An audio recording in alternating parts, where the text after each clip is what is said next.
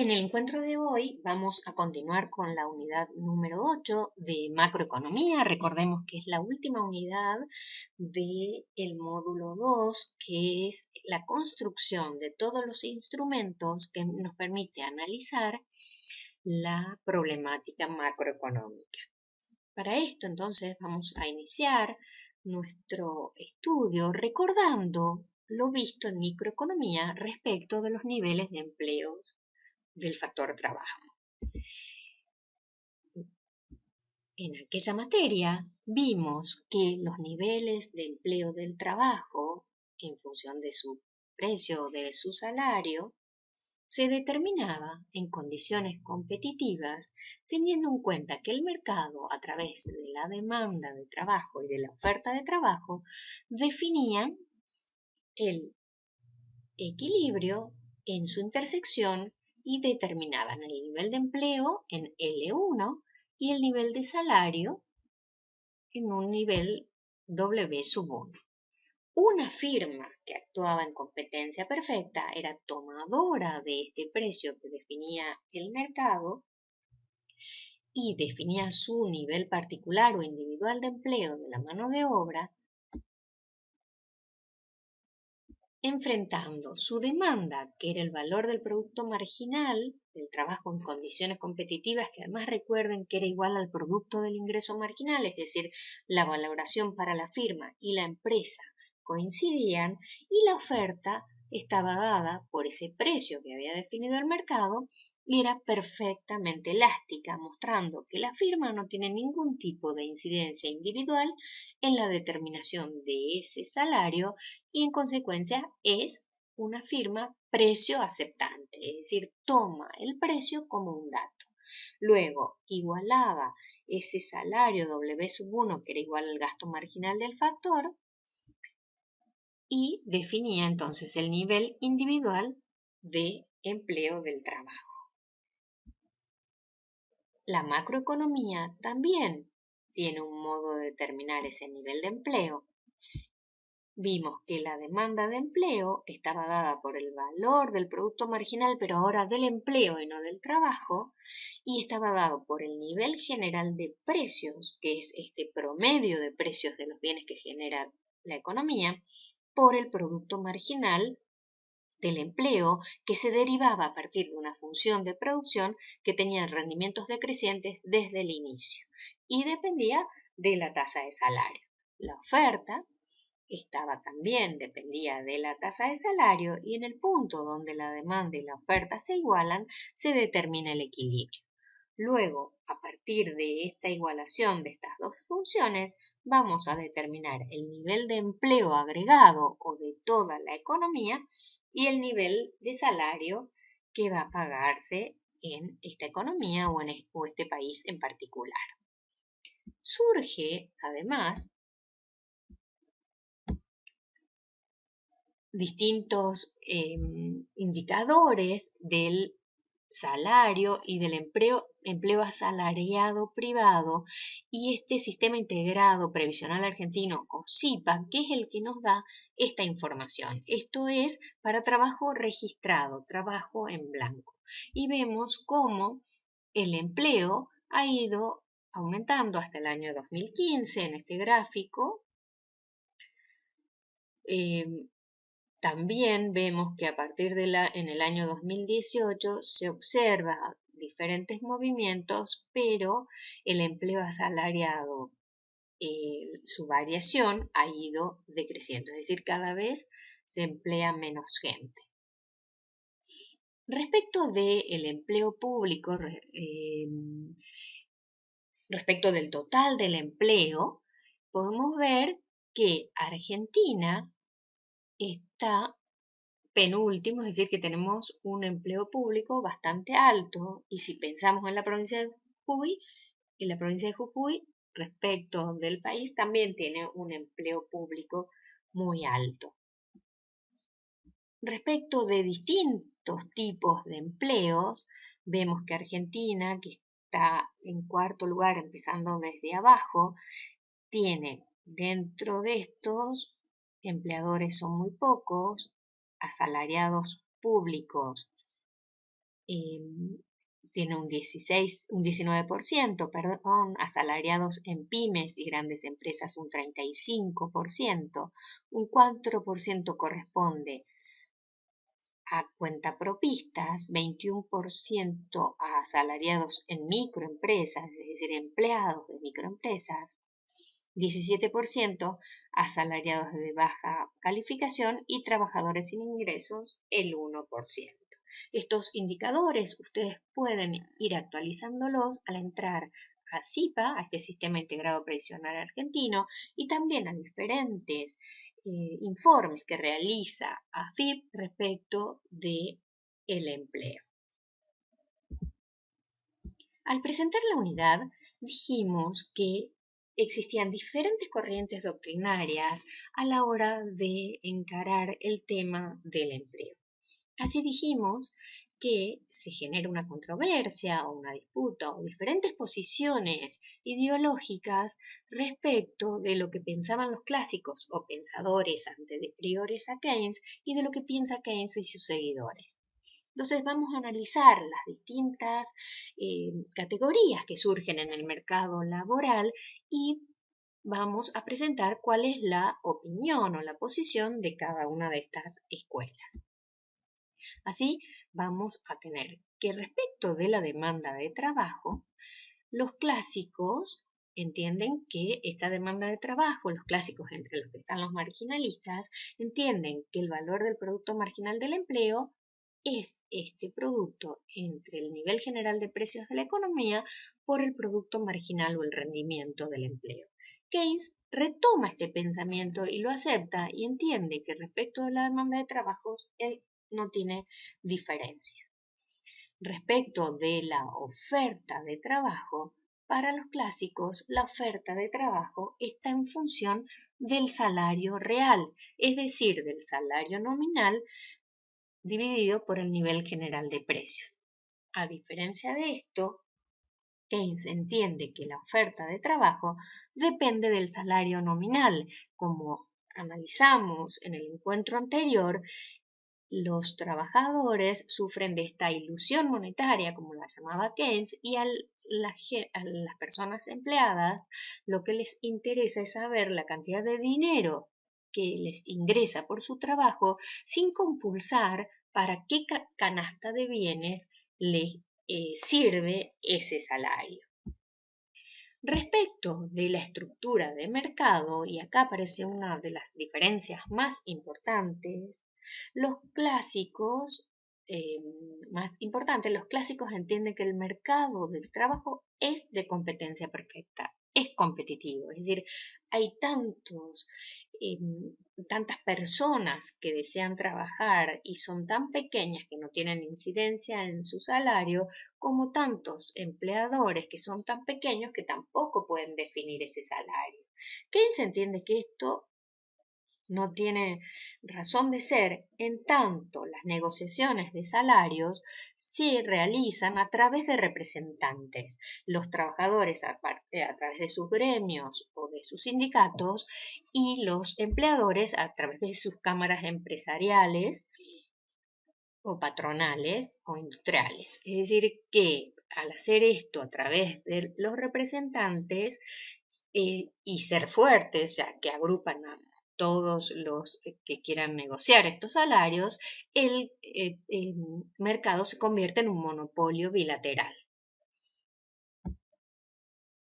Por el lado de los salarios, los clásicos entienden que el salario es el precio por una mercancía más que es el trabajo y como tal es perfectamente flexible, tanto a la suba como a la baja. Es decir, el mercado será quien regule este salario y podrá subir o bajar de acuerdo a que el mercado así lo indique.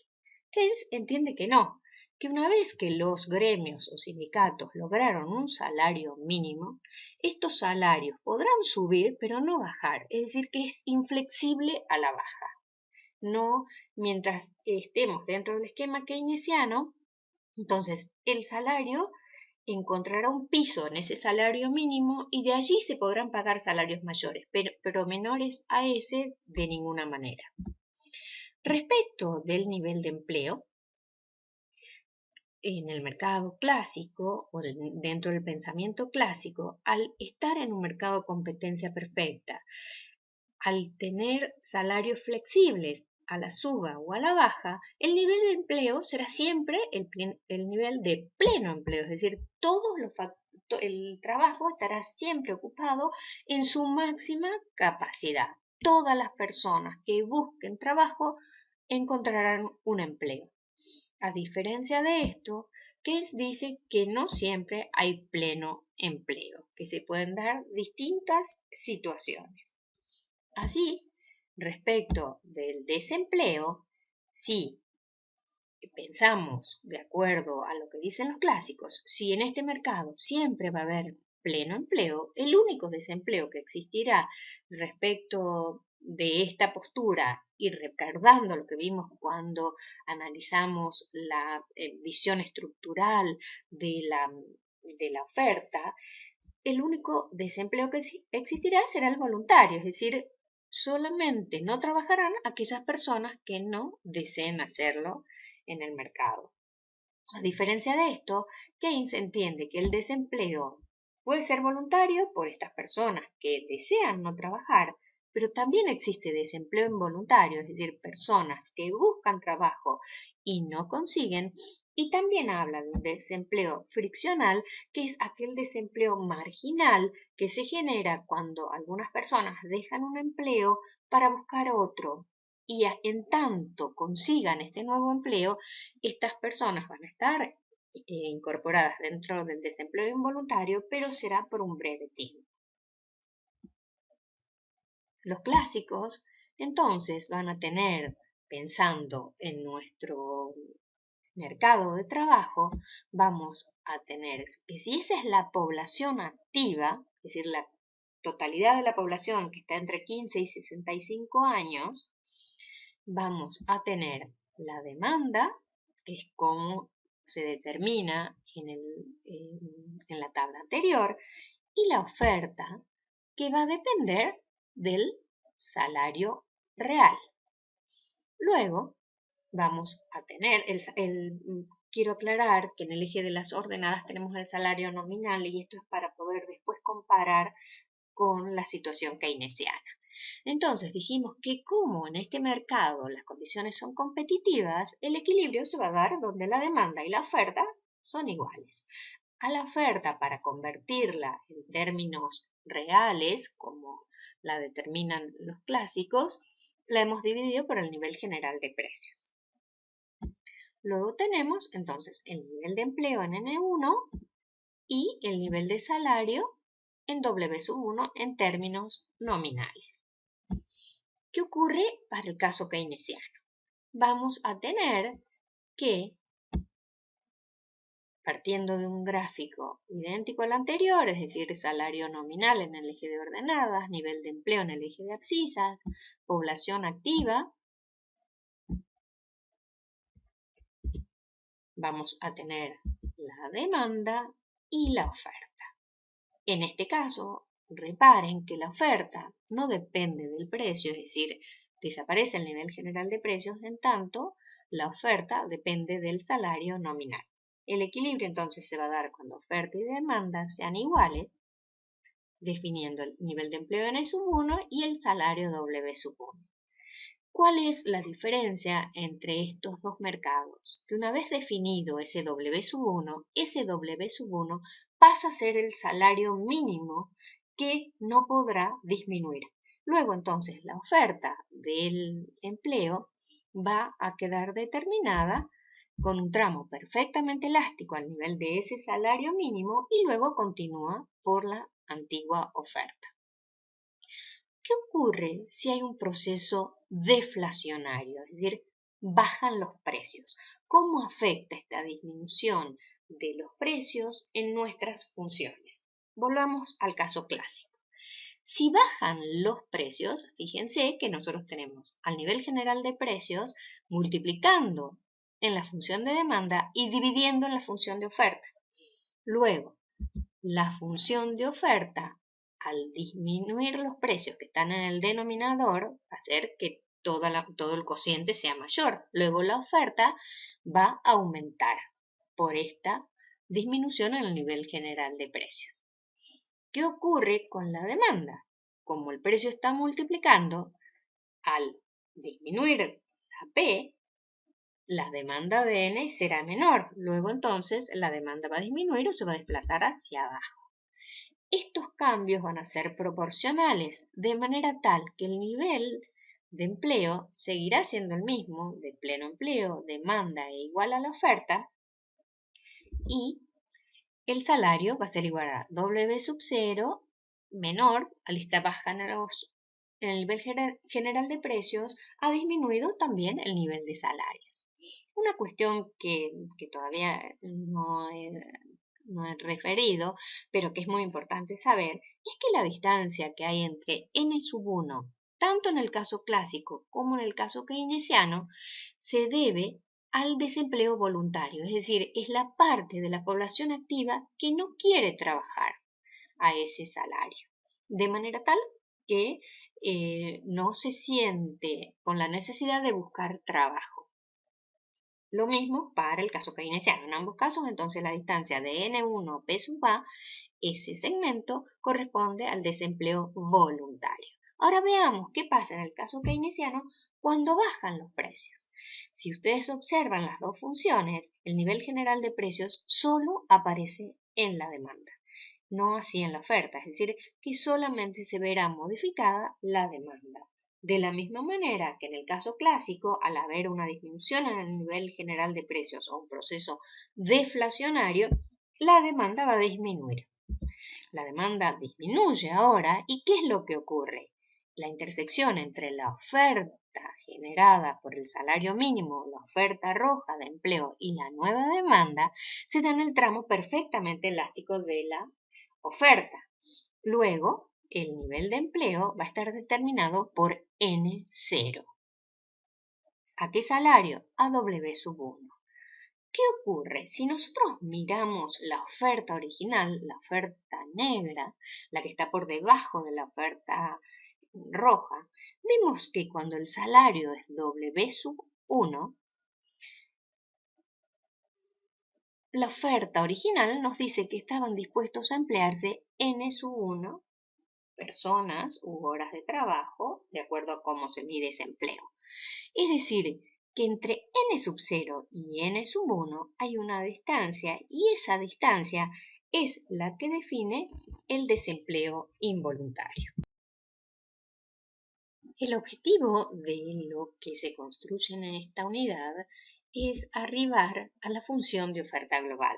Como dijimos, esta función de oferta global combina pares de producto a nivel general de precios para diferentes variables y nos muestra entonces la cantidad de bienes y servicios que se pueden generar en esta economía. Para llegar a esta función de oferta global, tendremos que tener en cuenta que cuando hay un cambio en los precios, como vimos en apartados anteriores, esto va a generar un cambio en el empleo. Un cambio en el empleo, de acuerdo a la función de producción, generará un cambio en el producto. Luego, entonces, para poder combinar estas variables, vamos a utilizar un sistema de 4 cuadrantes como los que utilizamos para construir IS, LM, BB y ahora entonces la oferta global. Tenemos entonces la función de producción, que dijimos que es la función de producción nacional o interna, que tiene rendimientos decrecientes desde el inicio, por eso su forma, que esta función de producción se construye en el largo plazo, en el corto plazo, disculpen, a partir del supuesto que el factor capital está constante. Luego, si aumenta el capital, esta función aumentará y si disminuye, esta función se acercará al eje de abscisas. A su vez, dijimos que la pendiente de esta función es el rendimiento del empleo, del trabajo, y este rendimiento decrece a medida que nos movemos de un punto a otro sobre la misma función. Ahora, ¿qué ocurre cuando la función de producción cambia? Cuando la función de producción crece porque hay más capital en la economía, el rendimiento del factor también va a crecer, es decir, que su producto marginal va a crecer. Cuando ocurra lo contrario, hay destrucción del capital en la economía, luego, entonces, el producto marginal también va a ser menor. Otro sistema que vamos a utilizar para construir nuestra función de oferta global es el equilibrio en el mercado laboral. El equilibrio se da entonces cuando la oferta y la demanda son iguales, determinando el nivel de empleo y en este caso el salario real. ¿Qué ocurre cuando estamos en un punto de desequilibrio? Por ejemplo, un punto en el que el salario real es mayor, ya sea que el salario nominal aumentó o el nivel general de precios disminuyó. Si nos ubicamos en un punto entonces por arriba del equilibrio, lo que tendremos será un exceso de oferta sobre demanda.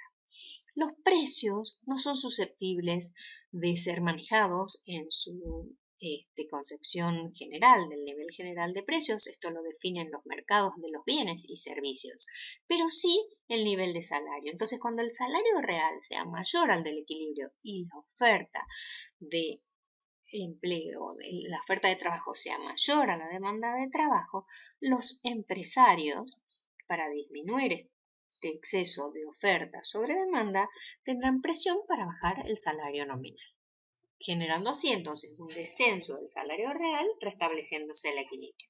¿Qué ocurre cuando existe el desequilibrio contrario? Es decir, que existe un salario real menor al del equilibrio, donde la demanda de trabajo es mayor a la oferta. Siempre que la demanda sea mayor a la oferta, el mercado ajusta o se ajusta hacia el equilibrio, produciendo una alza de ese precio. En este caso, como la demanda de trabajo por parte de las empresas supera a la oferta, lo que ocurrirá es que haya presión para que suba el salario nominal. Es decir, cuando existe un exceso de demanda sobre oferta, tendremos que la presión del salario es al alza. Un último sistema de ejes que tendremos en cuenta lo construiremos a partir de conocer o saber, por algo que vimos en la unidad 2 y repetimos luego en esta unidad, de el modo en el que se calcula el salario real. El salario real o W minúscula va a ser igual al salario nominal dividido el nivel general de precios. Si suponemos que el nivel de salario nominal está fijo o es constante, para que esta igualdad perdure, si se produce un cambio en el nivel general de precios, en este caso aumenta el nivel general de precios, lo que ocurrirá con el salario real dado ese W fijo, salario nominal fijo, es que el salario nominal disminuirá. Si ocurre lo contrario, hay un proceso deflacionario, tendremos que, para que la igualdad perdure dado ese numerador constante, tendremos que el salario real va a aumentar. Vamos a llevar esto a un gráfico en el que tendremos en el eje de abscisas el salario real y en el eje de ordenadas el nivel general de precios. Vimos que entonces existe una relación inversa entre el nivel de precios y salario real. Luego esto se va a graficar a partir de una función que se denomina hipérbola equilátera, que nos muestra distintos puntos de salario real y nivel general de precios donde el salario nominal permanece constante. ¿Cuándo esta función se va a modificar? Cuando aumenta el salario nominal, esta función se va a desplazar hacia la derecha de arriba y cuando el salario nominal disminuya, se va a desplazar hacia abajo. Estos sistemas de ejes serán reflejados de diferentes maneras. Al primer sistema de ejes de la función de producción lo vamos a hacer girar 90 grados en sentido horario, es decir, en sentido de las agujas del reloj, con lo que nos va a quedar de esta forma. Al sistema de ejes intermedio lo vamos a reflejar sobre su origen. Luego nos quedará un sistema de ejes donde tendremos que la ordenada es el nivel de empleo y la abscisa es el salario real. Recuerden que son todos ejes positivos. Cuando estemos a la izquierda del punto de equilibrio habrá presión para que bajen los salarios y cuando estemos a la derecha del punto de equilibrio donde se genera un exceso de demanda sobre oferta habrá presión a la suba de los salarios. Y el sistema de ejes de la derecha lo reflejaremos sobre el eje de ordenadas y luego nos quedará de esta manera. Es decir, que cuando el nivel de salario nominal aumente, esta curva se va a desplazar hacia la izquierda y arriba, y cuando disminuya, se desplazará hacia la derecha y abajo. Luego entonces reordenaremos estos sistemas de ejes observando que las variables que están en los ejes de abscisas de los gráficos de la izquierda coinciden y las variables que estén en los ejes de ordenada de los gráficos inferiores también coinciden, con lo que procederemos a su aproximación. Y nos quedará entonces un sistema de eje de esta manera, donde tenemos el nivel del salario nominal, que en este caso hemos llamado W2, el mercado laboral en el cuadrante de la izquierda de abajo y la función de producción a la derecha y abajo. Vamos a proceder entonces a construir la función de oferta global y en el primer caso tendremos en cuenta los principios de la escuela clásica o del enfoque clásico. Para construir esta función de oferta global, lo que vamos a hacer es partir del equilibrio del mercado laboral, es decir, nos vamos a situar en el tercer cuadrante y partimos del punto donde la demanda y la oferta son iguales. Partiendo entonces de ese primer punto y proyectando ese punto hacia el eje del salario real, vamos a tener que se determina a partir de alcanzar la curva de salario nominal W2 un nivel general de precios P2. Ese punto donde la línea de guiones vertical corta al eje de las abscisas lo vamos a denominar A. En ese punto A entonces se ha fijado un nivel de salario real. Ese nivel de salario real tiene como salario nominal a W2, que es el valor que tiene la hipérbola equilátera, y el nivel general de precios es P2, que es este que se ha fijado sobre el eje de ordenadas superior. Volviendo al equilibrio del mercado laboral, partimos nuevamente para definir el nivel de empleo. Entonces, partiendo de ese punto, y proyectando ese punto hacia la derecha, tenemos que el nivel de empleo es N-1. Y ese nivel de empleo N-1 genera un nivel de producto de la economía de acuerdo a lo que informa la función de producción igual a Y-1. Es decir, que cuando el nivel general de precios es P-2, la economía, de acuerdo a sus principios productivos, está en condiciones de generar y ofrecer Y-1 bienes y servicios finales. Uniendo esos puntos, vamos a tener un primer punto de la oferta global de acuerdo al enfoque clásico. ¿Qué ocurre cuando el nivel general de precios es diferente? Supongamos que el nivel general de precios ahora sea P3 mayor a P2. Si proyectamos ese P3 hacia la función del salario nominal W2, vamos a tener que el nivel de salario que se genera, de salario real que se genera, es igual a B. En B tenemos que las coordenadas o los valores son W2 para el salario nominal y P3 para el nivel de precios. Ese P3 es mayor a P2, lo que implica decir que el salario real es menor. ¿Esto qué quiere decir? Que en ese salario real menor en el mercado de trabajo se genera un exceso de demanda sobre oferta. Luego, para restablecer el equilibrio, los empresarios que necesitan incorporar más gente que la que se ofrece a ese salario, subirá el salario nominal para poder atraerla a los procesos productivos. Es decir, va a haber presión al alza del salario nominal. Luego, entonces, aumenta el salario nominal, lo que nos va a ubicar en una curva de nivel o de salario nominal más alta, como W3. ¿Qué ocurre en W3? Si nosotros proyectamos entonces el equilibrio del mercado laboral, vamos a tener que se restableció el equilibrio para P3, es decir, en P3 llegando a la línea de salario nominal W3 y proyectando volvemos al equilibrio del mercado laboral. Si proyectamos ese equilibrio también hacia la función de producción, tenemos que como el nivel de empleo sigue siendo n sub 1, el nivel de producto también será el de y sub 1. Es decir, que P sub 3 y y sub 1 será un nuevo punto de la oferta global, y ese punto que ahora se obtuvo se va a dar coincidiendo con el punto A, pero para un salario nominal mayor y un nivel general de precios mayor, lo que hace que el salario real sea el mismo. Unimos esos puntos y tenemos entonces un nuevo punto de la oferta global.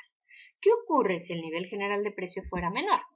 Si vamos nuevamente, proyectamos ese precio a la curva original de salario nominal W sub 2, tenemos que nos vamos a ubicar en el mercado de trabajo en un punto donde ese salario real verifica un exceso de oferta sobre demanda.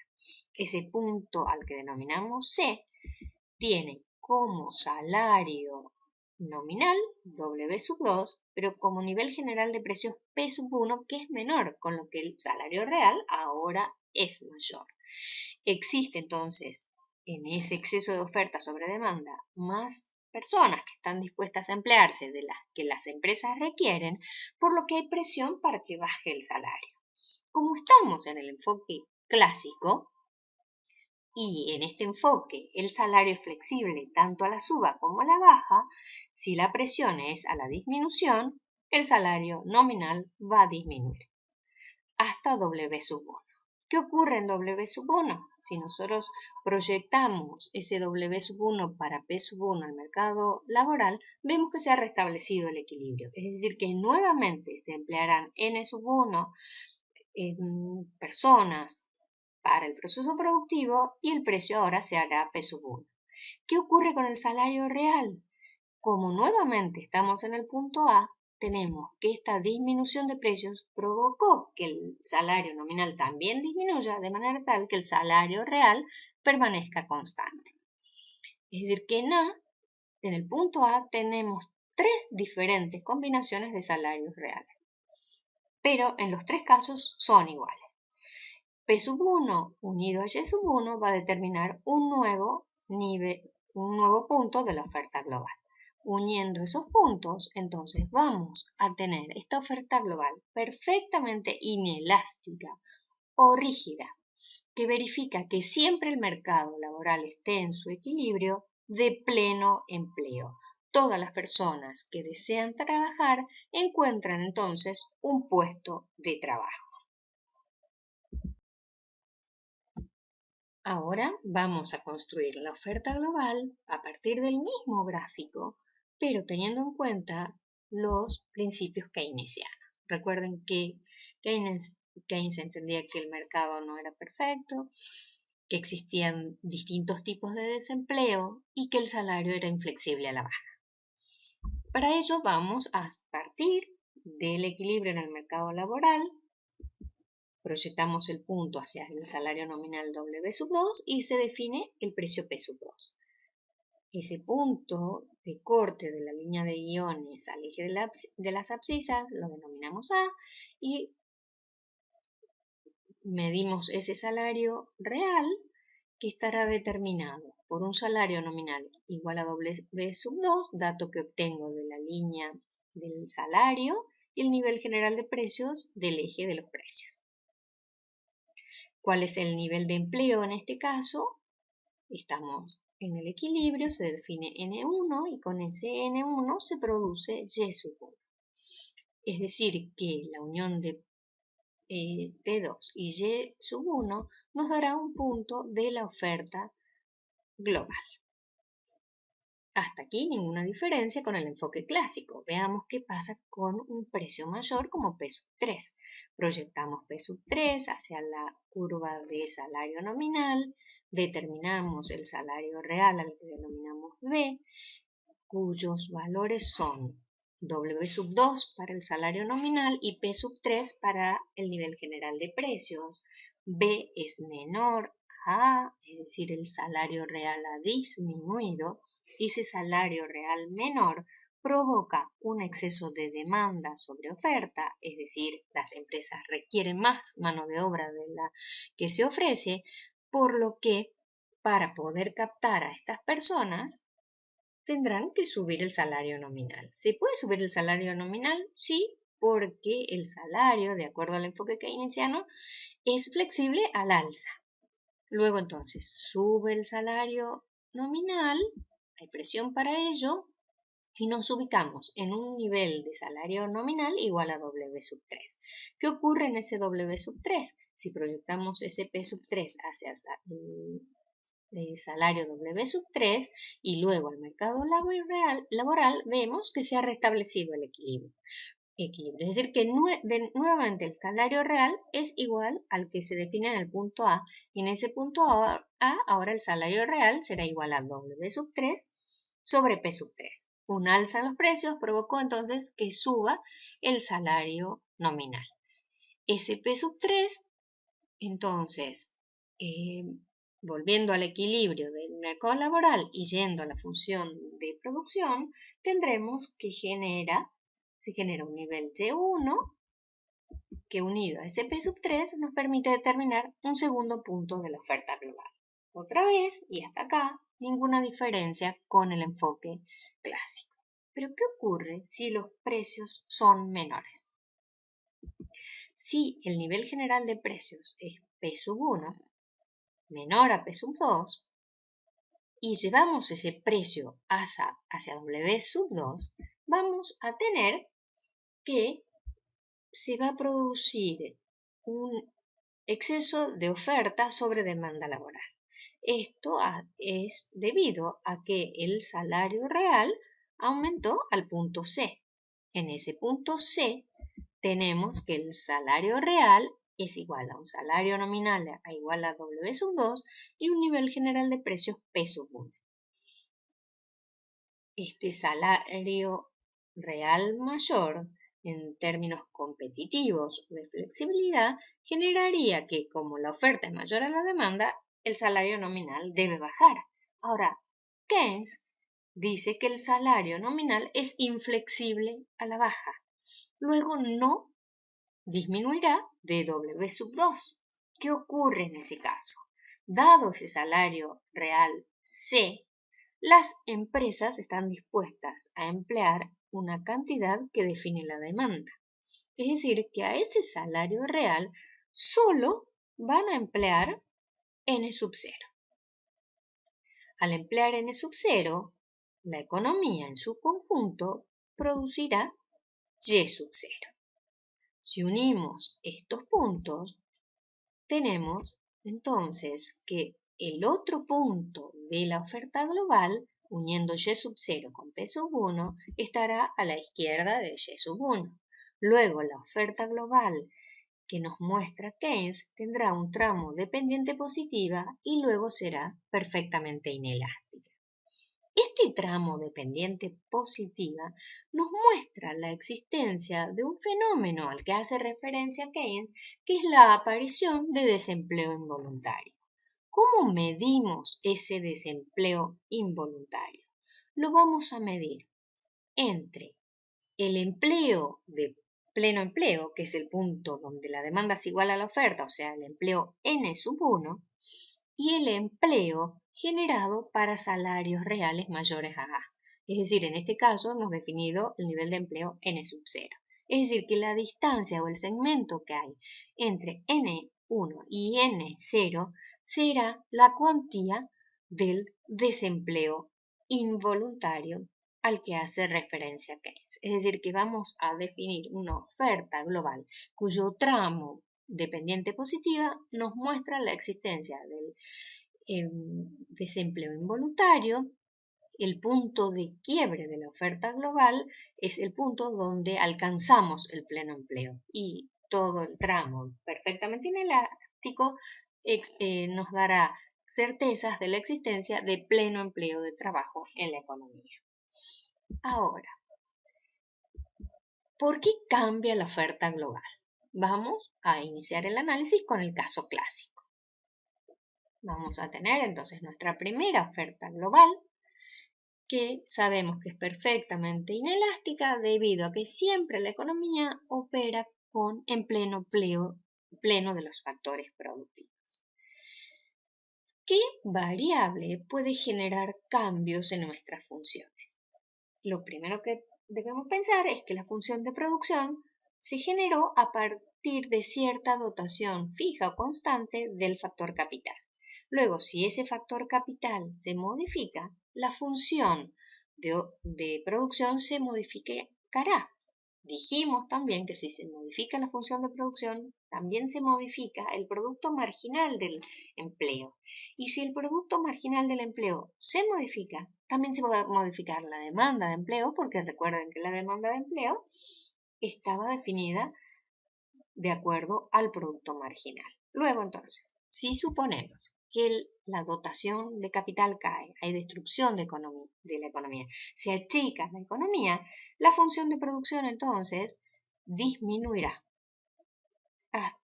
En este caso, ¿cómo ha disminuido la función? Hasta la función Y'.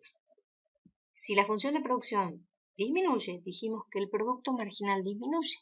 Luego la demanda de empleo se acercará al origen. Una vez que hemos hecho entonces estos cambios debido a este factor capital, vamos a tener un nuevo equilibrio en el mercado laboral que estará dado por la nueva demanda de prima N y la oferta de N. Haciendo el mismo análisis que se hizo cuando derivamos la oferta global para el caso clásico inicial, partimos de ese equilibrio, determinamos el nivel general de precios P3. Luego, partiendo de ese equilibrio hasta la función de producción, vamos a tener el nivel de producto que se genera. No hace falta que hagamos nuevamente todo el análisis que hicimos anteriormente, porque lo único que nos interesa es conocer el nivel de empleo que va a provocar el pleno del mercado laboral. En este caso, entonces, vamos a tener que la oferta global se desplaza hacia la izquierda paralelamente, mostrando que el pleno empleo, dadas las condiciones productivas, la capacidad productiva del país.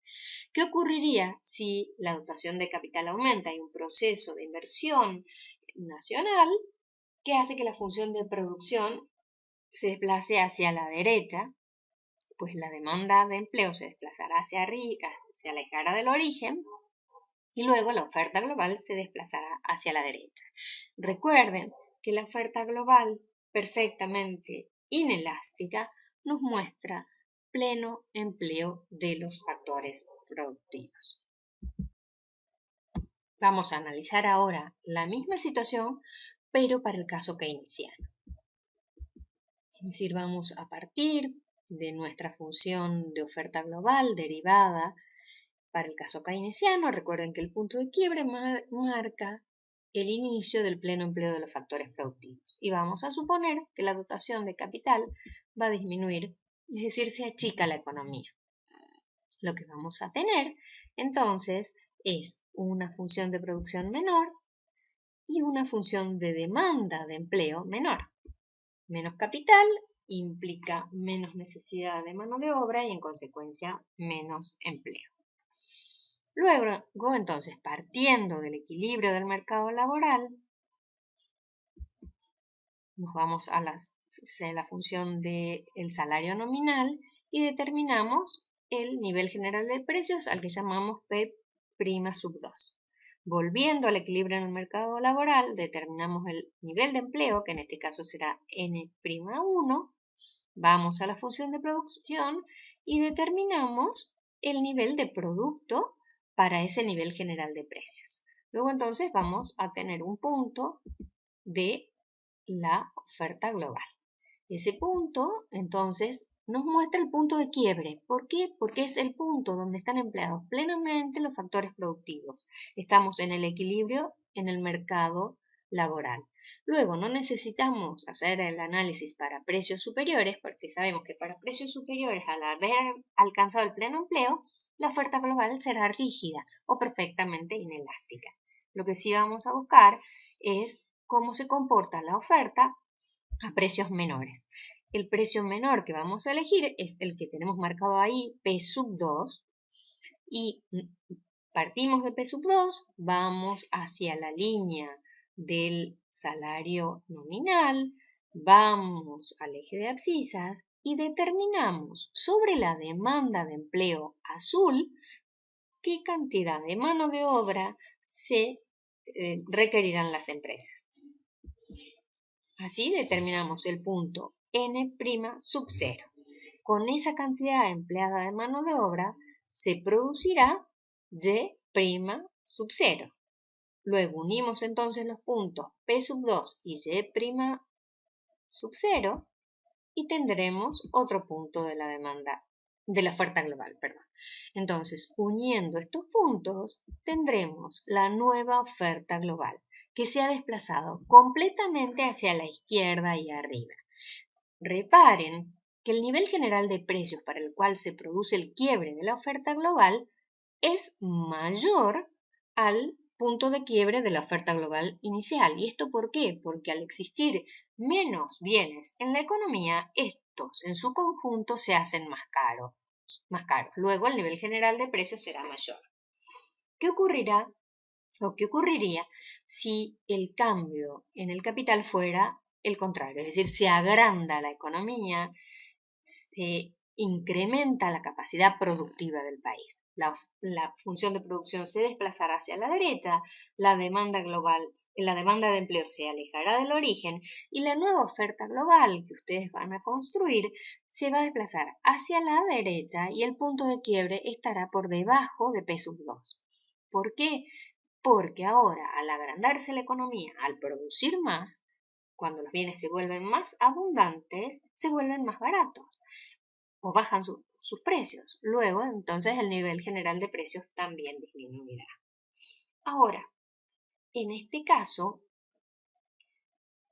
y para el caso keynesiano, tenemos otra variable que puede modificarse. ¿Qué ocurre si los gremios y los sindicatos logran que el salario mínimo que se había generado, al que llamamos W sub 1, aumente? Entonces, si el salario mínimo aumenta, el salario va a aumentar. Luego, entonces, vamos a tener consecuencias sobre el mercado laboral.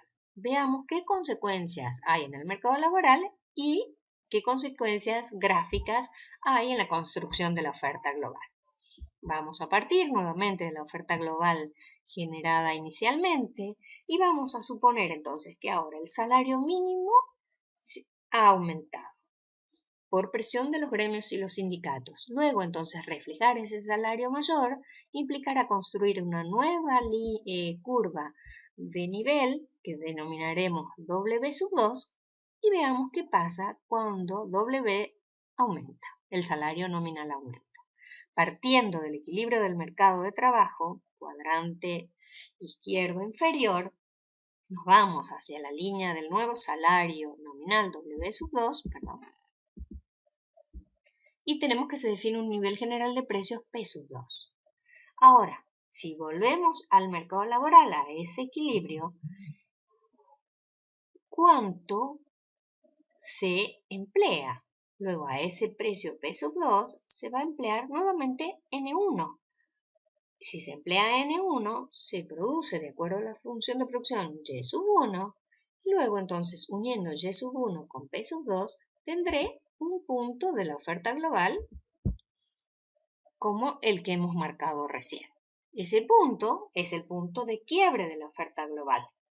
Es decir, que ahora tendremos que ese tramo elástico de pendiente positiva de la oferta global se desplazará.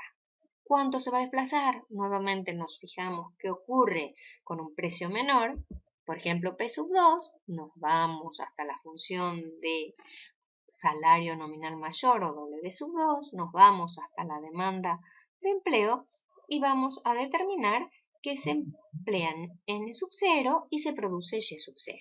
Luego, uniendo P sub 2 con Y sub 0, vamos a tener un nuevo punto de la oferta global. Es decir, que la nueva oferta global habrá disminuido se desplazó hacia la izquierda en su tramo elástico y luego continúa por la oferta anterior o oferta perfectamente inelástica o rígida. Es decir, que cuando estemos analizando el caso keynesiano, vamos a tener dos tipos de modificaciones de la oferta. Un desplazamiento total de la oferta global cuando cambia el capital o un desplazamiento parcial de la oferta global cuando lo que cambia es el salario mínimo.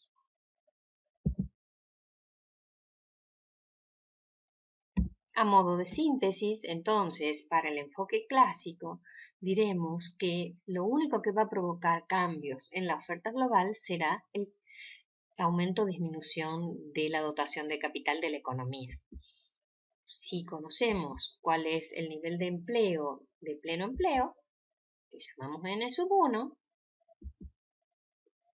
y conociendo la función de producción, podemos saber entonces que la función de oferta global será perfectamente inelástica o rígida a nivel del producto Y1. Si la dotación de capital aumenta, como en este caso, dado que el mercado laboral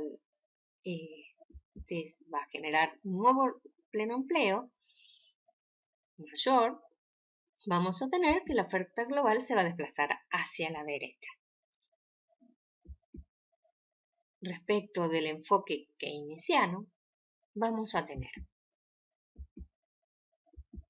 que si conocemos el nivel de pleno empleo y conocemos la función de producción, sabremos que para un nivel general de precios determinado se va a producir un quiebre, mostrando que el tramo elástico se da cuando existe este fenómeno del desempleo involuntario.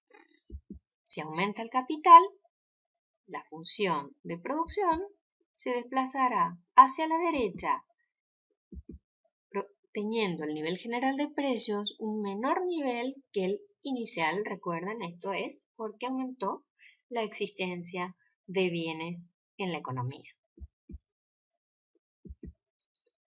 También, y dentro del enfoque keynesiano, si hemos graficado nuestra primera oferta global y suponemos un salario mínimo de W1, ante la presión de gremios y sindicatos para que aumente el salario nominal, ese aumento en el salario nominal lo que hará es que se desplace, pero únicamente la parte elástica de la oferta. Este desplazamiento, si bien es ascendente, lo que nos muestra es una disminución parcial de la oferta global. Entonces, cuando se genera un nuevo salario W2, que ahora pasará a ser el mínimo, mayor a W1, la oferta global se desplazará en este sentido. Luego entonces, la función de oferta global tendrá diferentes formas de acuerdo al enfoque en el que nos ubiquemos. Si estamos en el enfoque clásico, la función de oferta global nos mostrará que es el conjunto de pares de Y y P para cierta dotación de capital. Gráficamente nos muestra que ese Y será una constante, porque siempre estamos en condiciones competitivas y de pleno empleo de los factores productivos. Para el enfoque keynesiano, la oferta global también nos mostrará niveles de producto y de nivel general de precios para cierta dotación de capital y cierto salario mínimo definido.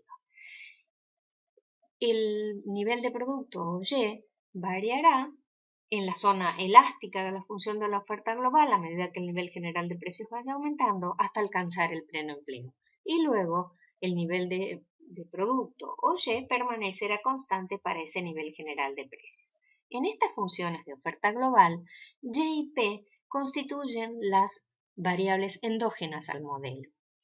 Y K y W mínimo o salario mínimo serán las variables exógenas al modelo.